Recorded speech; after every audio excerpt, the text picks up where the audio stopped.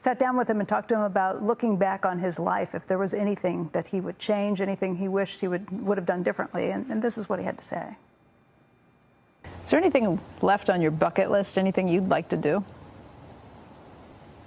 Well, that's an interesting question. I am so old and weak compared to what I was when I was 96 that I no longer want to catch a 200-pound tuna. It's just too goddamn much work. To get it in takes too much physical strength.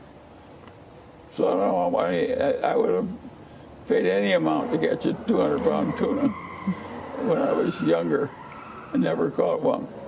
And now if give me the opportunity, I would just decline going. I won't even go out after them. There are things you give up with time. And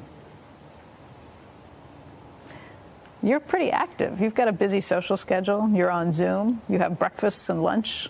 Well, I like it that way. Yeah. That's my idea of a proper old age for me. And I didn't plan it. It just happened. And when it happened, I welcomed it. I am very good at recognizing unfair advantages. And I got unfair advantages in old age the way I got unfair advantages in non-old age. And when they came, I just grabbed them. Boom, boom, boom.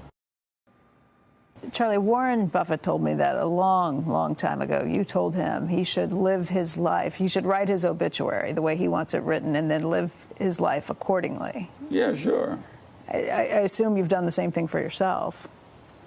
Well, no, I've written my obituary the way I've lived my life, and if people want to pay attention to it, it's all right with me. And if they want to ignore it, that's okay with me, too. I'll be dead, but what difference will it make? And so, but I think it's not a bad idea. Listen, Warren and I both live in the same house for decade after decade after decade. All our friends get rich and build better, bigger and better houses. And naturally, we both considered bigger and better houses. And I had a huge number of children, so it was justifiable even.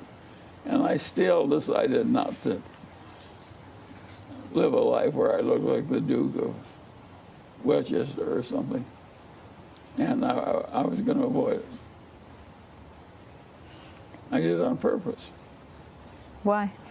I didn't think it would be good for the children. That it would spoil them? Yeah, it's. If in a rich family, you think your duty is to use the wealth to live grandly. That's what everybody's doing with the money. You will learn from the people that are doing it. Is the plan for your life, the obituary you would write in your 30s, the same you would write today? Sure. I basically believe in the soldier-on system. Mm-hmm.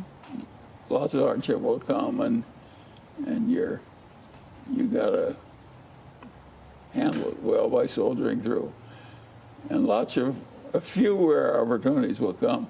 You gotta learn how to recognize them when they come, and not make too minor a trip to the pie counter when the opportunity is available. And those are simple lessons. And Soldier, I think Charlie recognized and is quick to admit when he's wrong. I don't think he often thinks he's wrong.